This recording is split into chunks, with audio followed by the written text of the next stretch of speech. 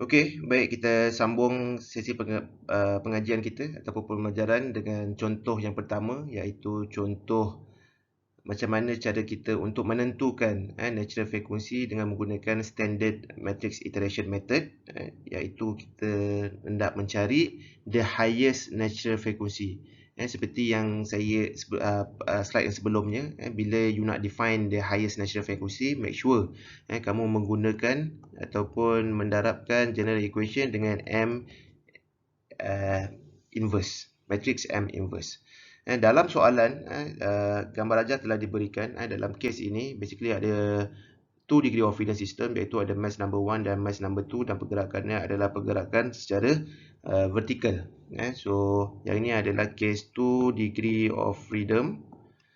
So, bila ada dalam 2 degree of freedom system, make sure para pelajar boleh capable untuk mewujudkan matrix M. Macam saya terus buat matrix M1, M2, yang ini kosong, kosong.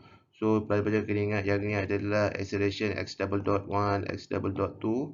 Dan seterusnya para pelajar perlu wujudkan matrix K. So, yang ini akan jadi K1 plus K2. So, yang ini akan jadi K2 plus K3. So, yang ini akan jadi negatif K2. So, yang ini pun akan jadi negatif K2. So, yang ini adalah matrix untuk displacement X1 dan X2. Dan ianya adalah free vibration. So, equivalent to 0, equals to 0. So, yang ini adalah secara konsepnya. Tapi kalau para pelajar tak faham, make sure para pelajar boleh buat lagi start daripada free body diagram pelan-pelan lah. Tapi sampai ke tahap saya boleh capable daripada mathematical modeling dalam bentuk diagram. Saya boleh convertkan dia ke dalam metric solution. Okey, setelah selesai menghasilkan equation of motion, seterusnya para pelajar perlu menggantikan, sebab apa dalam kes ini setiap nilai yang telah diberikan untuk K1 adalah 10 Newton per meter, K2 adalah 20 Newton per meter, K3 15 Newton per meter, dan seterusnya. Sama juga untuk M1 dan M2 telah diberikan nilai. So, what's next? Kita repeat balik pada SOP yang telah saya terangkan berkaitan dengan macam mana para pelajar nak menyelesaikan standard iteration method. Yang kedua adalah kita kena justify if trial vector. Trial vector ni basically ada dalam soalan telah diberikan. Di mana pada pelajar kita akan bagi, iaitu trial vector adalah untuk kes ni, soalan ni adalah negatif 2.1 dengan 0.9. So, yang ini adalah equation. Para pelajar kena ingat. So, yang ini adalah matrix for M. So, yang ini adalah K. So, yang ini adalah value. Yang ini adalah tri vector. So, yang ini adalah yang terakhir ni adalah value di mana setelah penyelesaian ataupun setelah pengiraan dibuat lah, pelajar akan dapat value negatif 67.473, 27.195. So, apa yang pelajar perlu buat? Pelajar perlu normalizekan. Untuk case this, yang paling besar adalah 27.195 dan kena bagikan dengan yang value yang paling besar. So, normalizekan semula, pelajar akan dapat V adalah negatif 2.4811.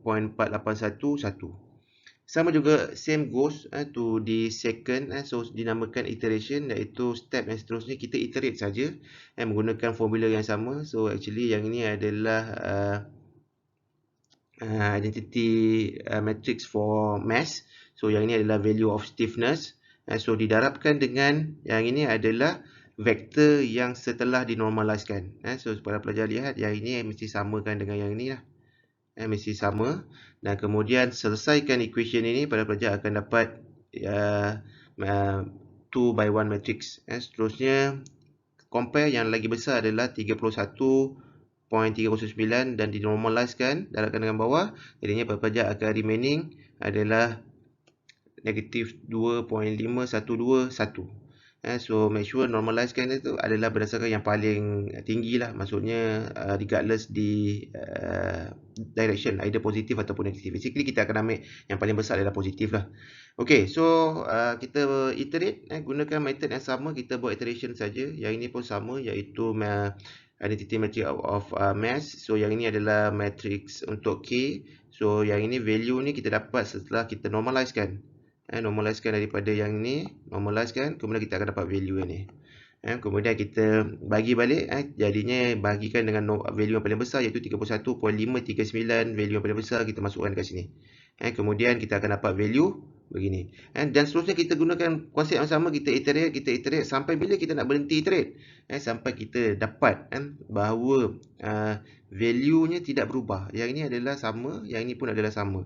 So kalau vektornya sama, iaitu sama pada tahap 2 titik perpuluhan, so kita boleh stop, di mana kita boleh nyatakan di sini value-nya telah converge, telah mengecil, So bila dah dapat value yang converge, apa yang pelajar perlu buat? Pelajar perlu dapatkan value yang normalized. So yang ini yang paling penting sekali, sebab apa? Kita kena ingat bahawa yang tadi kita dah define. Sebab apa? Kita nak bila the highest natural frequency, kita nak dapatkan value of omega power of 2. So untuk this case, omega n sama juga dengan square root of 31.598. So bila kita dah dapatkan value of omega n seperti dalam soalan, and then apa yang seterusnya kita buat, kita cari dia punya natural frequency dalam unit of hertz. Sebab pelajar kena ingat omega n sama juga dengan 2 pi f. So macam mana kita nak cari f? Kita divide omega n dengan 2 pi. So kita akan dapat value of 0.89 Hz. So yang ini adalah value natural frequency.